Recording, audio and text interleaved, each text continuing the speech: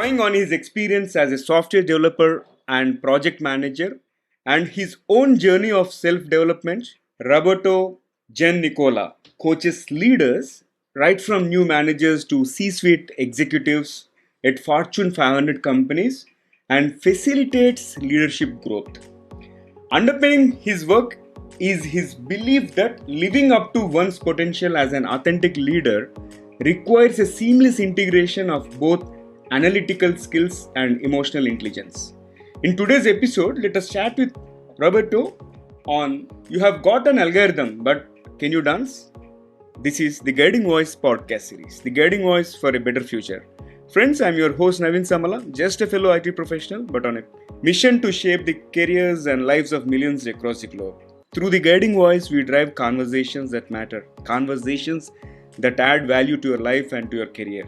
Seasoned leaders and celebrated coaches across the globe share their knowledge and wisdom with our audience so that each one of you can learn and acquire more knowledge per every minute by tuning into the Guiding Voice than any other podcast in this space. Thank you so much for joining me today, and I'm super excited to have Roberto join me in today's episode. Roberto, hearty welcome to the Guiding Voice. Thank you, Naveen. It's such a pleasure being here. Thank you for having me on your podcast. Yeah, I'm super thrilled to have you, and without further ado, let's get into the conversation, Roberto. And I'm really curious. Of course, I've gone through your profile, but I want my audience to get to know more about your career journey. Probably you can share brief snippets of your career journey, how it all evolved, right from software developer to project manager to executive coach. Of course. Thank you.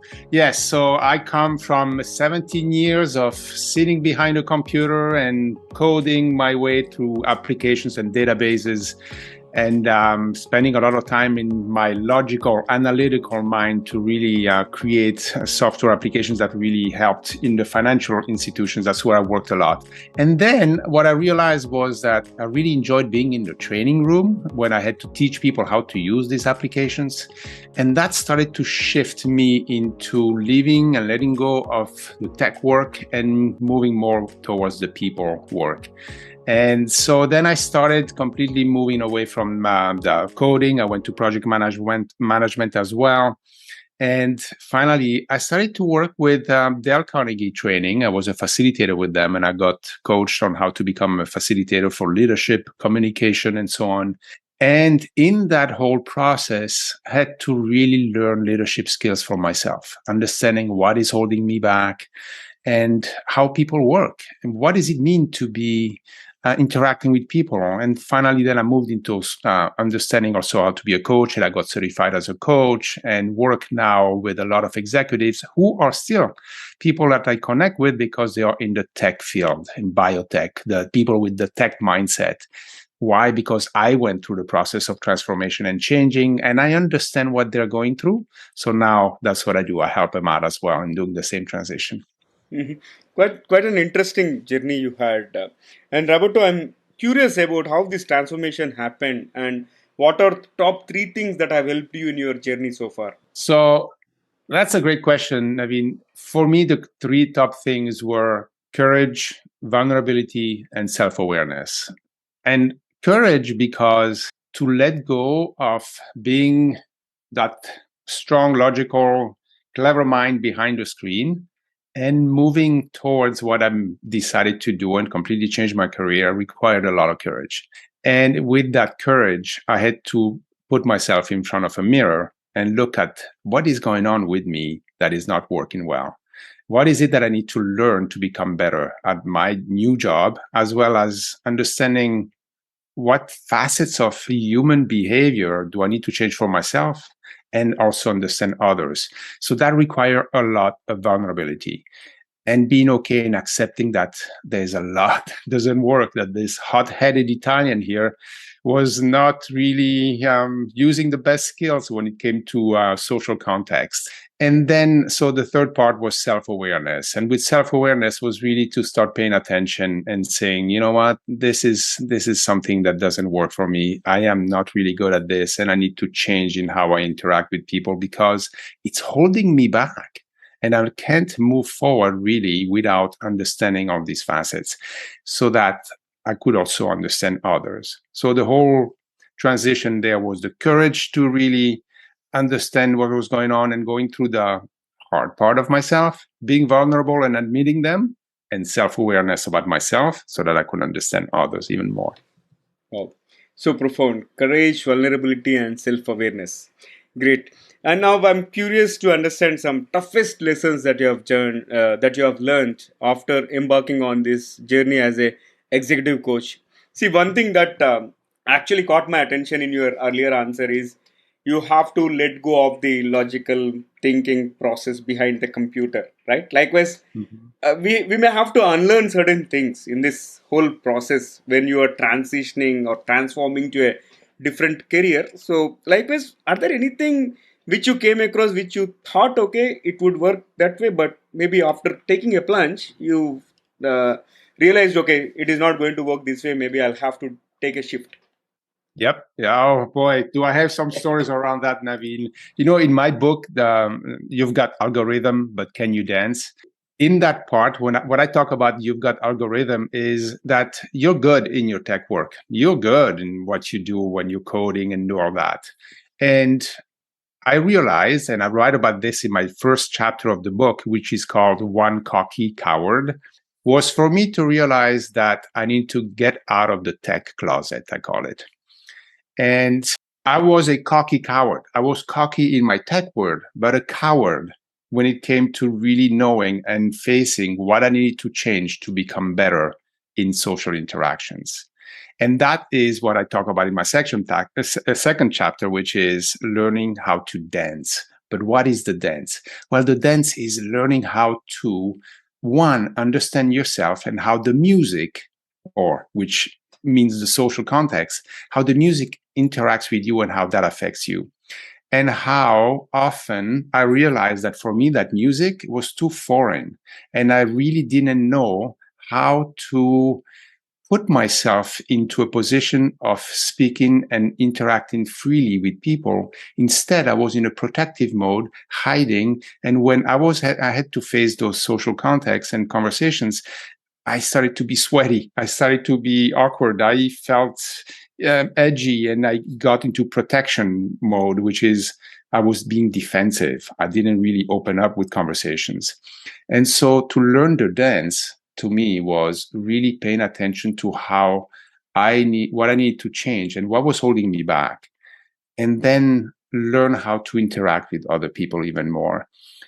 What is it that I need to do for that so that I can maybe influence people for the ideas that I have about my projects? Why are they not listening to me?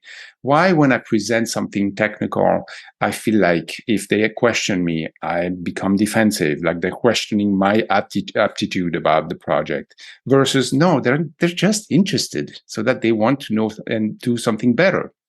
And so there was this whole transition and really understanding how to move into that social context and understanding the dance so that not only I understand it for myself interacting with them, but once you know how to dance, then you become a good dance leader as well, right? You can lead others. And I lacked all that. And I feel like there was so much loss in my ability to move projects ahead because I was hiding. I was the cocky coward. So the last part was, you know what? Just as I do in my entrepreneurial journey here, you need to put yourself out there. You need to do the things that are difficult. You need to practice and expose yourself into situations that can help you improve. When I started my career as a coach and doing leadership facilitator, I was afraid of telling people I was doing that now. And then I realized, no, you need to put yourself out there. You have to actually tell people what's going on and tell your story because a lot of people can relate to that, especially people in that field. So that's kind of the tough journey was cocky coward. I was a coward. How to change that and understanding that what you were doing was not going to work, and then practice exposure. And it's okay to fail. That's how you learn. Oh, quite informative. But I'm curious, what made you to write this book? You have got algorithm, but can you dance? What is the Yes. motivation?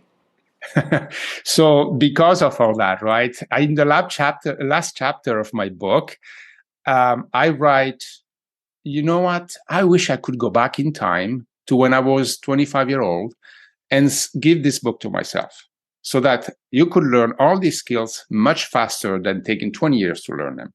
But obviously, you cannot do that, right? So I had to write a book so that not only I can tell my story, but also help people around me. Because what I was seeing in my work, in my classes and workshops that I do, and the coaching that I do with all these people, is that they are repeating the same issues or they have the same difficulties that I've had. And so I wanted to tell my story so that I can help the people around me and I can help them learn the dance somehow.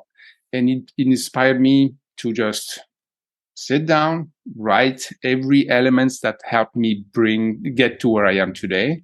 I talked about all the stories and issues that people see and face while I'm talking to them in my coaching sessions with them or in the classes. And then I talk also about the transformations that they experience as they go through this process and how much better and easier it is for them to go through life and to go through work because they feel that they're really well connected with everyone. So that's the inspiration for me. It's just, how can I help others? And that's really encouraged me to do that even more and write this book. Quite inspirational, and I'm sure it must be a must read book, because you said you are going to gift it to your own 25-year-old self, and it is out of your own experience and the problems that you are seeing in the next generation who are at the same age and going through similar problems and all. So quite interesting aspect of it. And now let's move ahead. And what are some lessons that our listeners should learn or should focus on, which are important? Mm-hmm.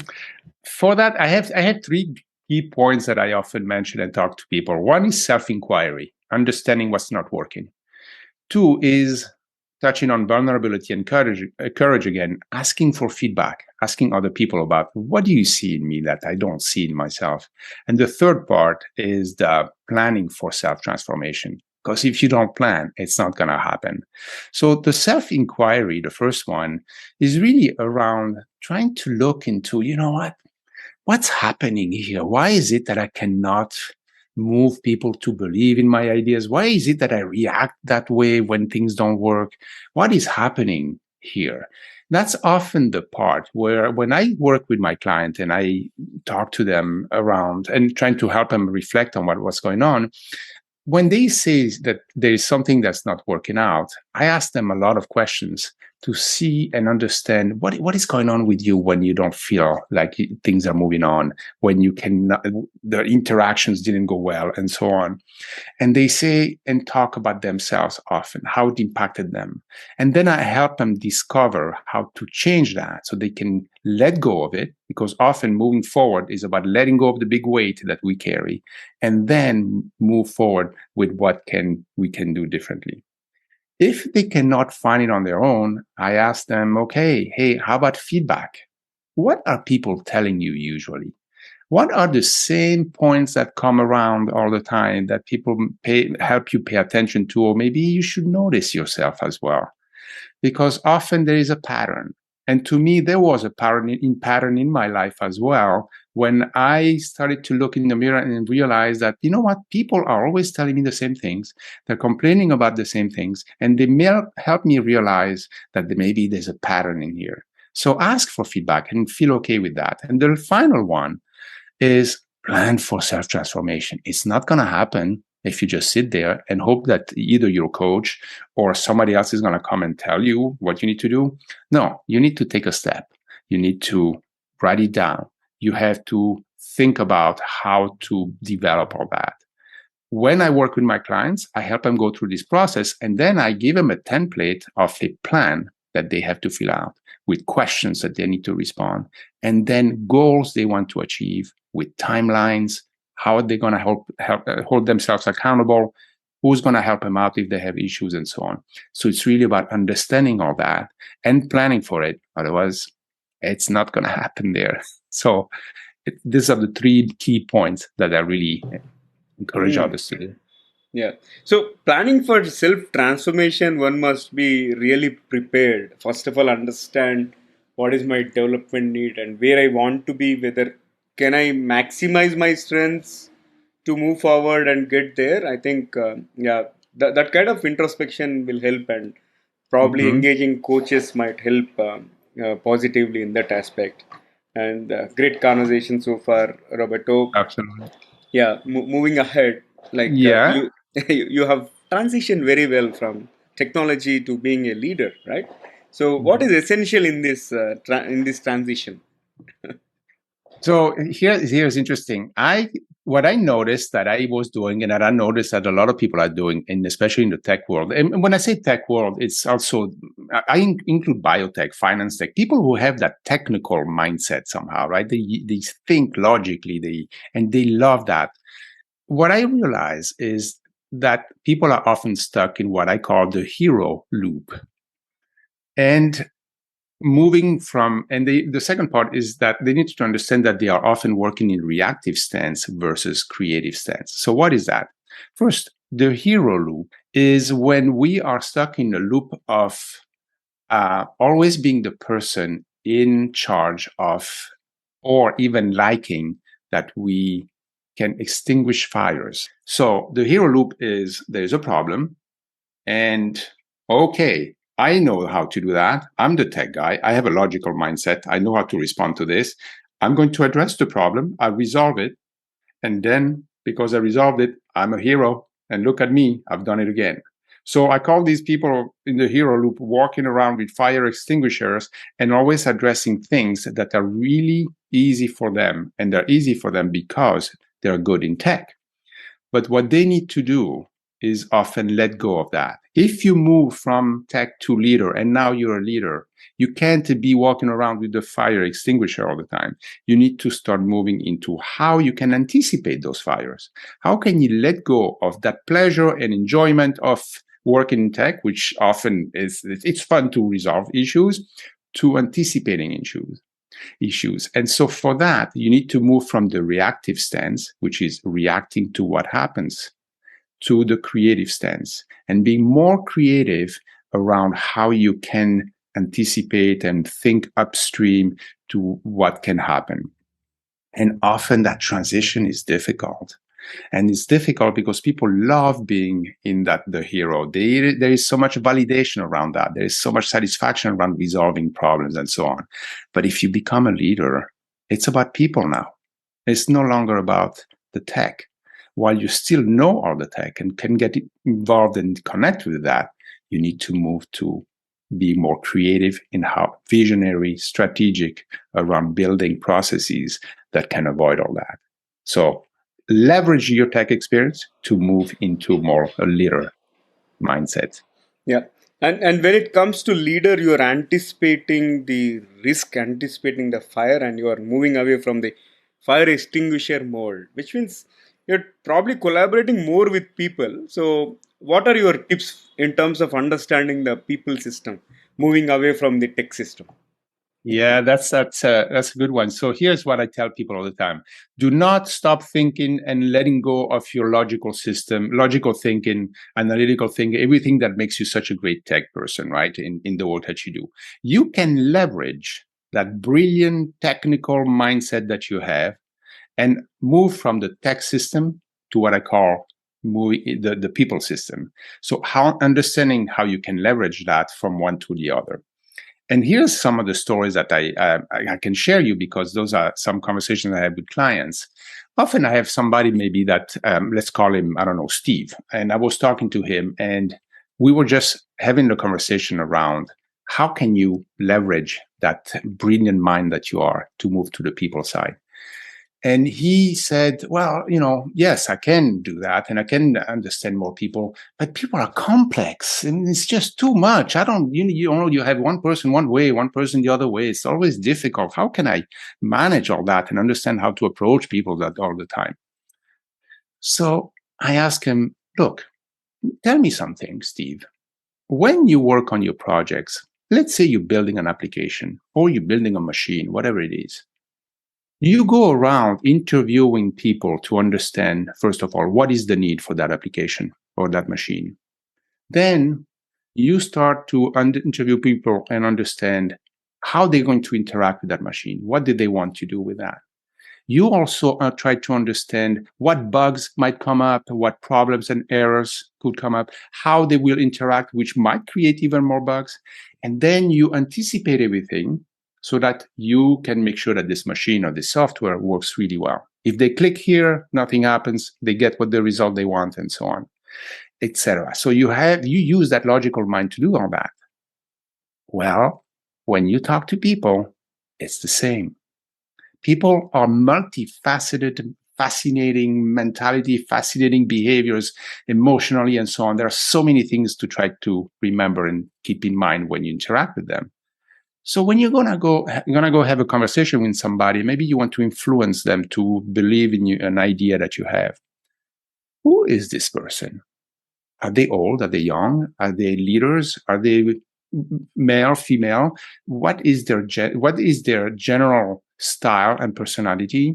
How will you connect with them and address them so that you can make sure that the message goes across really well and that they receive it in a welcoming way so that you can move your ideas ahead? All that needs to happen by you also doing and using that logical mind to understand how this person is. So ask yourself the same questions that you would ask if you build a machine. What is this person like? How should I address them? Is this a good time to talk to them? What if they become defensive? How can I change my words? What's my tone? How do I show up in my energy, my voice, the way I talk to them? Am I arrogant? Am I condescending? Am I pushy? Or should I soften up? All these are parts of elements that you need to use and understand as you go and interact with people.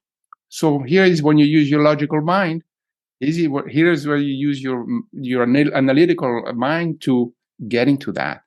So that's the part where I often tell people, use your brilliant tech mindset to move into the people system. It's the same.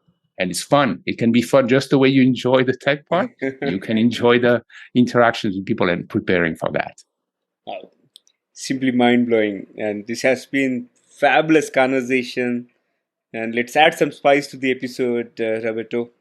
If you're ready, I'll kick off a quick rapid fire round. Sure. Yeah. Go for it, All David. right, yeah, let's go for it. Let me fire the first bullet. What is the best dream in your life so far? Naveen, I talk a lot in my book about empathy, and I think my best dream is more empathy in the world.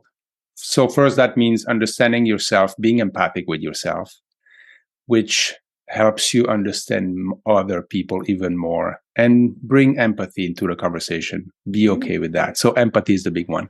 No, yeah, it's going to change the face of business, change the face of every conversation and all. Yep. Well, I get it. And moving to the next one, what is the best piece of advice that you have received so far, Roberto? For me, it's Roberto, get out of your own way. Because often what we do, and the way that works for me, is often you go into self-doubt and concerns because your ego kicks in. What are they going to think of me? What's going on? Versus it's not about you. It's about the message you can share. So get out of your own way.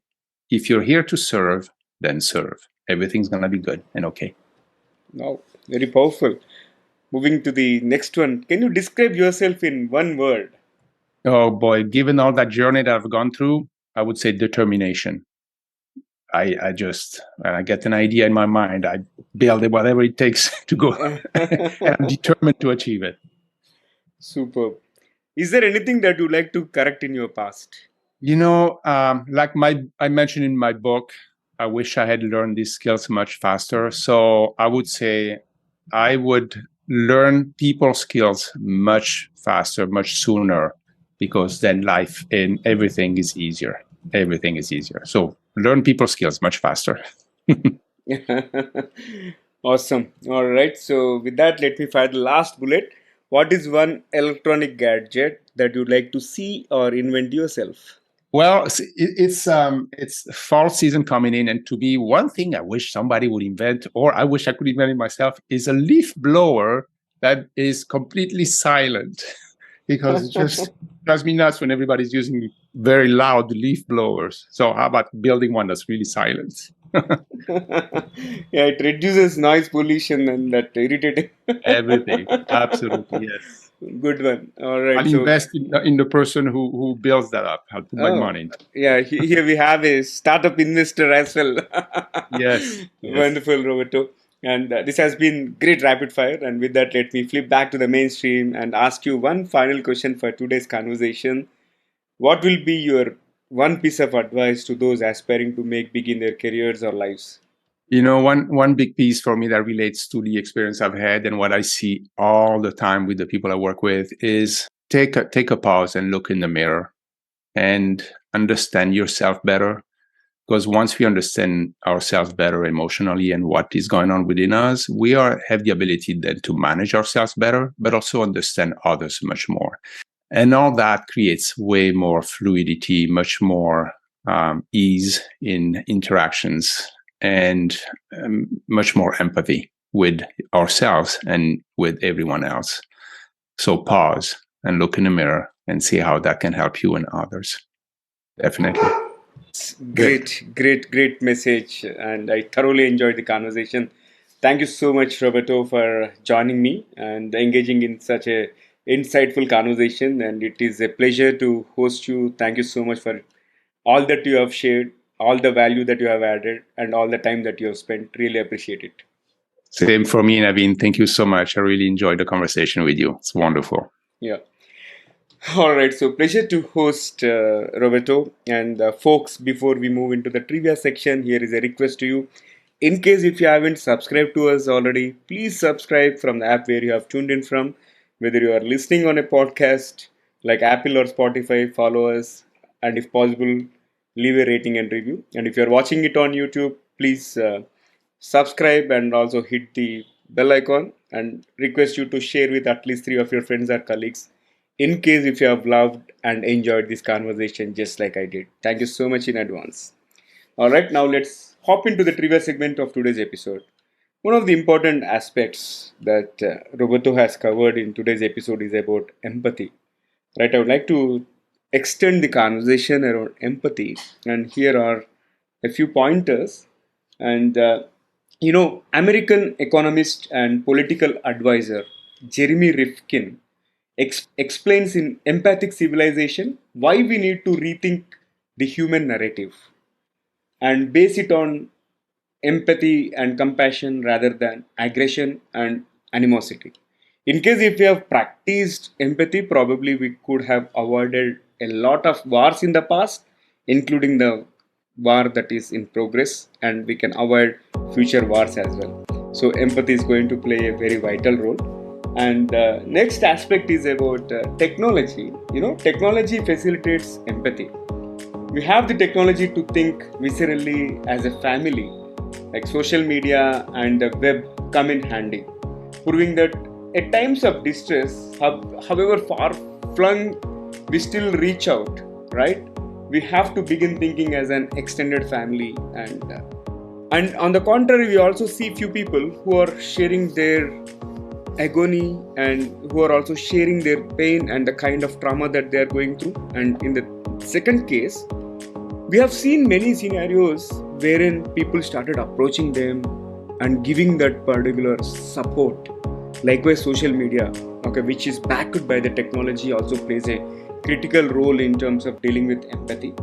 And empathy to the entire human race doesn't entail losing the old identities, be it from religious, political, or any other means, right? It means broadening the existing identities. That's why it is very important for us to practice empathy. And if you are empathetic to your customers and if you are running a business, your business will grow multifold. Similarly, if you are a boss and if you have a subordinate, try being empathetic to your subordinate when things don't fall in place as planned. Definitely, that person is going to bounce back and give some extraordinary results in the future. Likewise, empathy plays a critical role, and I'm sure you must have experienced some situations as well. And I would like to hear your stories. You can comment on any of the social media platforms from where you found the link to this episode, or if you're watching the episode on YouTube, feel free to leave the comments. And folks, in addition to that, if you have any topic recommendations or speaker suggestions, please reach out to me through social media or email me at theguidingvoiceforyou@gmail.com. That's all for today. And friends, I'm your host Naveen Samala, just a fellow IT professional, but a passionate learner on a mission to shape the careers and lives of millions across the globe. Until next time, bye-bye. Signing off for today. See you all in the next video.